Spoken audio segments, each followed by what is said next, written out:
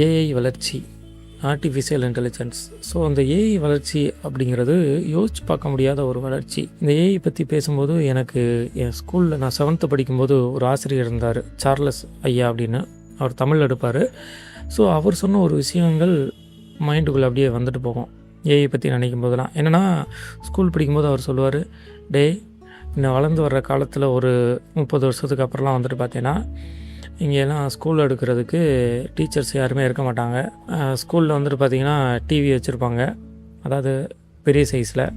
அந்த மானிட்டரில் வந்துட்டு பார்த்திங்கன்னா ஒரு ரோபோட்டை நிப்பாட்டி வச்சுருவாங்க. அந்த ரோபோட் வந்துட்டு என்ன பண்ணுன்னா பாடம் எடுக்கும். நீங்கள் வந்துட்டு டவுட் எதுனாலும் ரோபோட்டை கேட்கலாம், அதுவே சொல்லும் உங்களுக்கு. அந்த மாதிரி ஒரு விஷயத்த ஒரு கதை மாதிரி சொல்லி பயங்கரமாக சொன்னார். அந்த விஷயங்கள் பார்க்கும்போது ஃப்யூச்சரில் வந்துட்டு இந்த நிலமை வந்துடுமோ அப்படின்னு தான் தோணுது எனக்கு. நம்ம ஊர்கள்லேயுமே வந்துட்டு வளர்ச்சி அடைஞ்சு இன்னும் அவர் ஒரு 30 வருஷம் சொன்னார். இன்னும் போகக்கூடிய காலத்தை பார்த்தா ஒரு 100 வருடத்துக்குள்ளே இந்த மாதிரி ஒரு நிலமை வந்துடுமோ அப்படின்னு தான் எனக்கு தோணுது.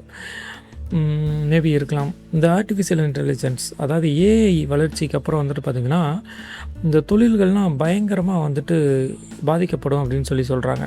அந்த தொழில் வந்துட்டு ஏஐ சம்மந்தமாக இருக்கக்கூடிய கம்ப்யூட்டர் பேஸ்டு தொழில் தான் முதல்ல பாதிக்கப்படும் அப்படிங்கிற மாதிரி சொல்கிறாங்க. இப்போ அதை பற்றி தான் இந்த வீடியோவில் நான் சொல்லலான் இருக்கேன். எனக்கு தெரிஞ்ச கருத்து தான். அதை தான் பேசிக்காக அவங்கள்ட்ட சொல்லலாம் அப்படிங்கிறதுக்காக தான் இந்த வீடியோ. ஃபஸ்ட்டு பாதிக்கக்கூடியதே சாஃப்ட்வேர் பேஸ்டு இருக்கக்கூடிய பிஸ்னஸ்ன்னு தோணுது. ஏன் அப்படின்னா, சாஃப்ட்வேரில் இருக்கக்கூடியவங்க எல்லாருமே வந்துட்டு பார்த்திங்கன்னா C++, ஜாவா, .NET அப்படின்னு சொல்லிட்டு டே டு டே வந்துட்டு அவங்கள வளர்த்துக்கணும், படிச்சுக்கிட்டே இருப்பாங்க, அடுத்தடுத்து கற்றுக்கணும். அப்போ தான் அந்த ஃபீல்டில் வந்துட்டு ஸ்டாண்ட் பண்ணி நிற்க முடியும். நான் என்ன தான் வந்துட்டு வெளியில் போய் கோர்ஸ் படிச்சுட்டு வந்துட்டேன் அப்படின்னாலுமே அங்கே ப்ராக்டிக்கலாக போய் வேலை பார்க்கணும் அப்படின்னாக்கா எனக்கு அந்த நாலேஜ் இருக்கணும். சரியா? அந்த நாலேஜ் வந்துட்டு எப்படின்னா போய் வேலை பார்க்க தான் எனக்கு கிடைக்கும், நான் வளர்த்துக்குவேன். அதுக்காக நான் படிச்சுட்டேன் அப்படிங்கிறதுக்காக நான் எலிஜிபிள், அவ்வளோதான். வேலை பார்க்கணும்ல, வேலை பார்த்தா தான் சம்பளம் தருவாங்க.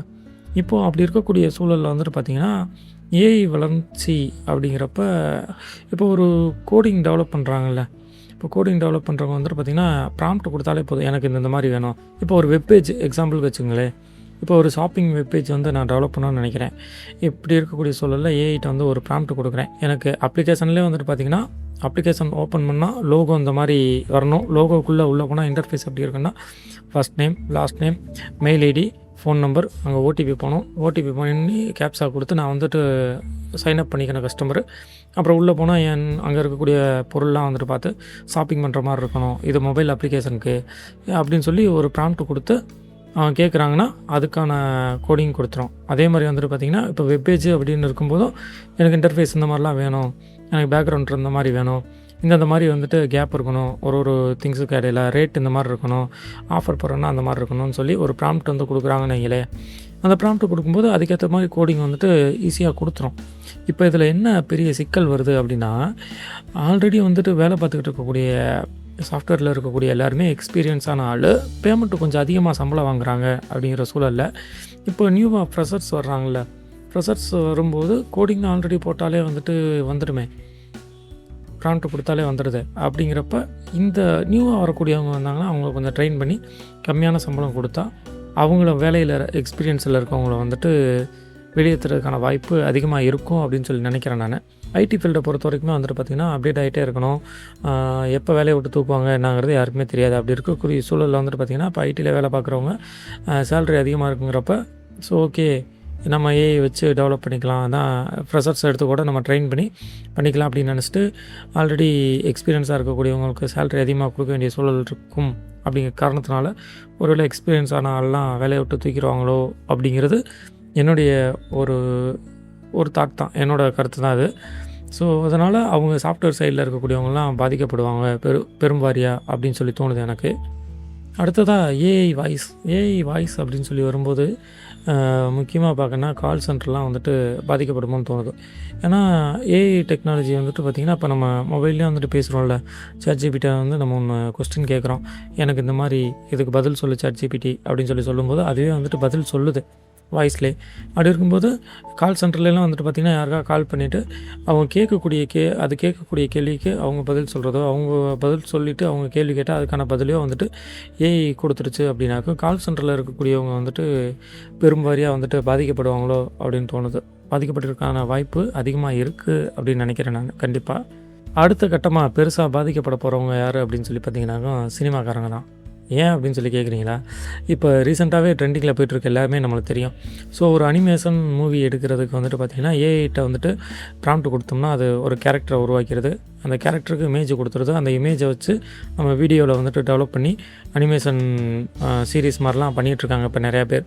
அப்படிங்கிறப்ப வந்துட்டு பார்த்திங்கன்னா ஒரு முழு நீள படமே வந்துட்டு ஏஐ வச்சு பண்ணிடலாம். அன்றைக்கி வந்து கோச்சடையான் வந்து அவ்வளோ செலவு பண்ணி பண்ணாங்க. இன்றைக்கி கோச்சடையான் மாதிரி படங்கள் வந்துட்டு ஏஐ வச்சு ஈஸியாக பண்ணுறதுக்கான வாய்ப்புகள் அதிகமாகவே இருக்குது சினிமாக்குள்ளே. அது மட்டும் கிடையாது, இந்த சினிமாவில் வந்துட்டு பார்த்திங்கன்னா ரைட்டர் இருக்காங்கள்ல, கண்டென்ட் கிரியேட்டர், ரைட்டர், இவங்கெல்லாம் பெரும்பாரியாக பாதிக்கப்படுவாங்களோ அப்படின்னு தோணுது. ஏன் அப்படின்னா ஏஐட்ட ப்ராம்ப்ட் கொடுத்தாலே போதும், நம்ம ஒரு கதை சொன்னோம்னா அந்த கதையை வந்துட்டு சீன் பை சீனாக எனக்கு எழுதி கொடு, எனக்கு 62 சீன் போதும், இல்லை வந்துட்டு எனக்கு 50 சீன் போதும், 50 சீனில் ஒரு சீன் வந்து 2 நிமிஷம் வருதா, எனக்கு ஒரு 3 நிமிஷம் 4 நிமிஷமாக வச்சு கொடு, இந்த கேரக்டருக்கு வந்துட்டு பார்த்தீங்கன்னா இவங்க இந்த மாதிரிலாம் சுச்சுவேஷன் இருக்குது, இந்த இடத்துல இந்த மாதிரிலாம் பேசணும், இதுக்கேற்ற மாதிரி டைலாக் எழுதி கொடு அப்படின்னு சொல்லிட்டா டைலாக்கே கொடுத்துருது. ஸோ இது மட்டும் கிடையாது, மியூசிக் அப்படின்னு சொல்லி வரும்போது எனக்கு இந்த மாதிரி ஒரு சுச்சுவேஷன் இருக்குது, இதுக்கு நான் ஒரு பாட்டு பண்ணணும், இந்த சூழ்நிலையை சொல்லிவிட்டு அந்த சூழ்நிலைக்கான ஒரு லிரிக்கை கொடு அப்படின்னு சொல்லி ஏஐயில் ப்ராம்ப்டாக கொடுத்தாங்கன்னா அந்த ப்ராம்ப்ட்டுக்கு ஏற்ற மாதிரி அந்த ஏஐ லிரிக் கொடுத்துருது.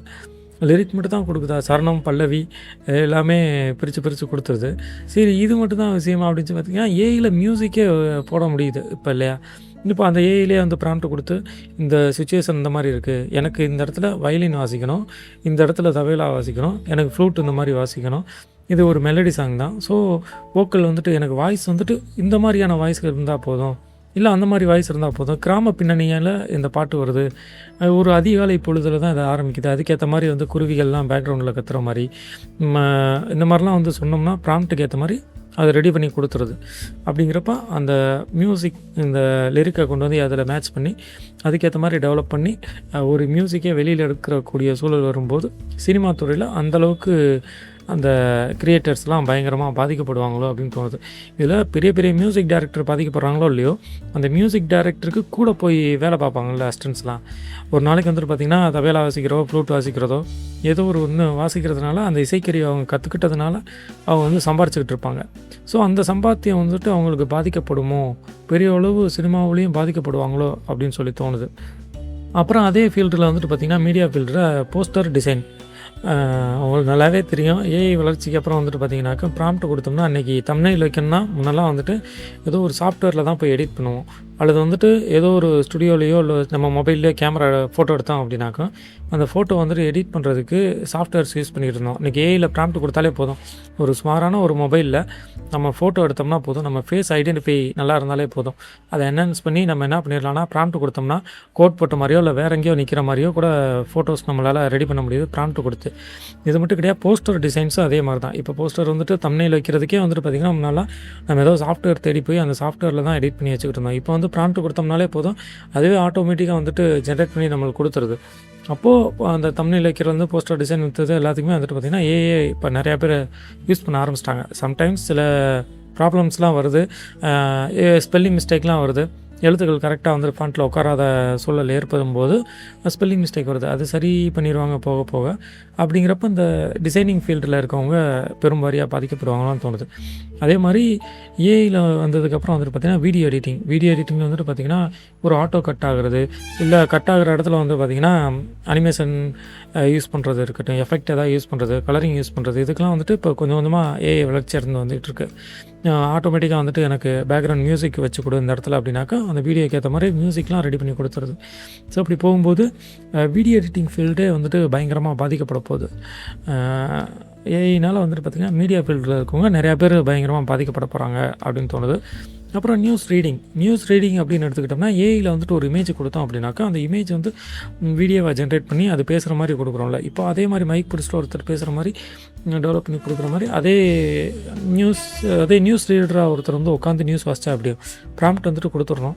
இந்த ப்ராம்ப்ட் வந்துட்டு இந்த மாதிரி வாசிக்க போகிறாங்க, இதுதான் விஷயம், இதை வந்துட்டு பண்ணுற மாதிரி கொடு அப்படின்னு சொல்லிட்டு ஒரு இமேஜை அந்த இமேஜை வந்து ஒருத்தர் வாசிக்கிற மாதிரி நம்ம டெவலப் பண்ணி பண்ணும்போது அங்கே நியூஸ் ரீடரோ அல்லது அந்த ஃபீல்டை சார்ந்தவங்களோ நிறையா பேர் வந்து பாதிக்கப்பட போகிறாங்க ஃப்யூச்சரில்.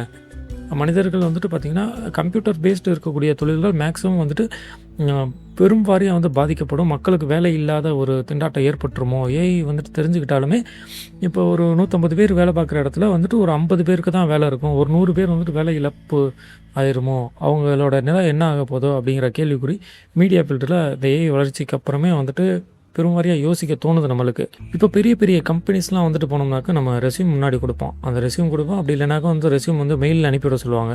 இப்போ வந்துட்டு பார்த்திங்கன்னா ப்ராம்ப்ட் கொடுத்தாலே போதும், அந்த பெரிய கம்பெனிஸ் வந்துட்டு அவனோட ரெஸ்யூம் படித்து பார்த்து யார் என்னன்னு தெரிஞ்சுக்கிட்டு அதெல்லாம் பிரச்சனையே கிடையாது. அவன் ப்ராம்ப்ட் கொடுத்தா போதும்.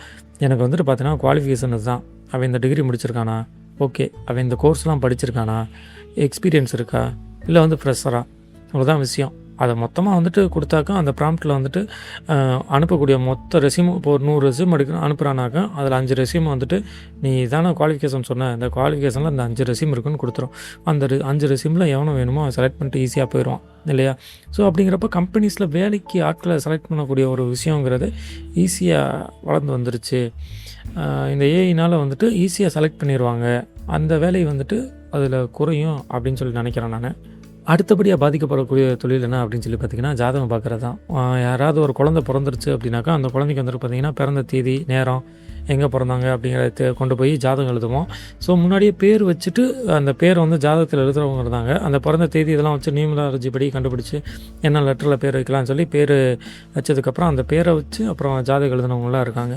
ஸோ இப்படி அங்கே போய் பார்த்திங்கனாக்கா அவங்க கட்டம் போட்டு தேதி இதெல்லாம் வச்சு நீ என்ன ராசியில் பிறந்த, என்ன நட்சத்திரம், என்ன லக்கணம் அப்படின்லாம் எழுதிட்டு உனக்கு என்னென்ன நடக்கும் அப்படிங்கிறத அவங்க கால்குலேஷன் பண்ணி ஒரு இதாக சொல்லுவாங்க. ஆனால் இப்போ வந்துட்டு பார்த்திங்கன்னா ப்ராம்ப்ட் கொடுத்தோம்னா போதும், அந்த ப்ராம்ப்டில் வந்துட்டு தேதி, டைமு, எங்கே பிறந்தோம், நம்ம பேர் என்ன அப்படிங்கிற இதை கொடுத்தோம்னா ஃப்ரீயாகவே வந்துட்டு அது மொத்த ஜாதகத்துமே கொடுத்துருது.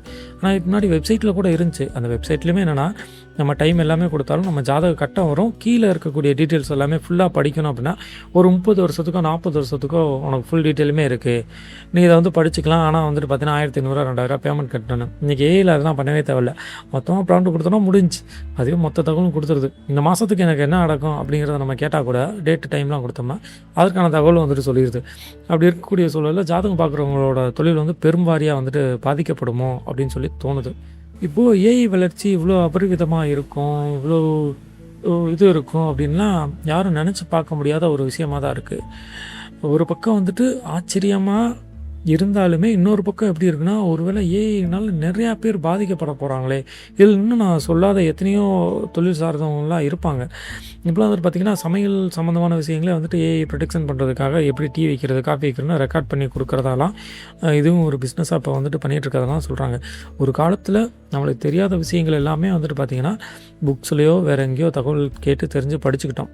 அதுக்கப்புறம் வந்துட்டு பார்த்திங்கன்னா டெக்னாலஜி வளர்ச்சியானதுக்கப்புறம் நம்ம யூடியூப்பில் நம்மளை மாதிரி மனிதர்கள் படித்தவங்க ஏதோ ஒரு விஷயத்த சொல்லுவாங்க, அது மூலயமா வந்துட்டு நம்ம அந்த வீடியோஸ்லாம் பார்த்து கற்றுக்கிட்டு இருக்கோம். இப்போ வரைக்குமே யூடியூப் பார்த்து நிறையா பேர் நிறையா விஷயங்கள் தெரிஞ்சுக்கிட்டு இருக்கோம். அப்படி இருக்கக்கூடிய சூழலில் இன்றைக்கி ஏஐ வந்ததுக்கப்புறம் ஏஐலேயே ப்ராம்ப்ட் கொடுத்தோம்னா நமக்கு என்ன தகவல் வேணுமோ கொடுத்தோம்னா எல்லாமே வந்துடுது. இருந்தாலும் இது ஒரு நல்ல விஷயமாக பார்க்கப்பட்டாலும் ஆப்போசிட்டில் யோசிச்சு பார்த்தோம்னா இதனால் எத்தனையோ பேரோட தொழில் பாதிக்கப்பட போதே அப்படின்னு சொல்லி நினைக்கும்போது ரொம்ப வருத்தம் அளிக்கிறதா தான் இருக்குது. ஸோ இந்த ஏஐ வளர்ச்சியை பற்றி நீங்கள் என்ன நினைக்கிறீங்க? மேலும் நான் சொல்லப்படாத தொழில்கள் எது வேணாலும் இருக்கலாம், அப்படி இந்த தொழிலெலாம் கூட பாதிக்கப்பட போகுது அப்படின்னு நீங்கள் நினச்சிங்கன்னா அந்த தொழிலை மறக்காமல் வந்துட்டு கீழே கமெண்ட் பண்ணுங்கள்.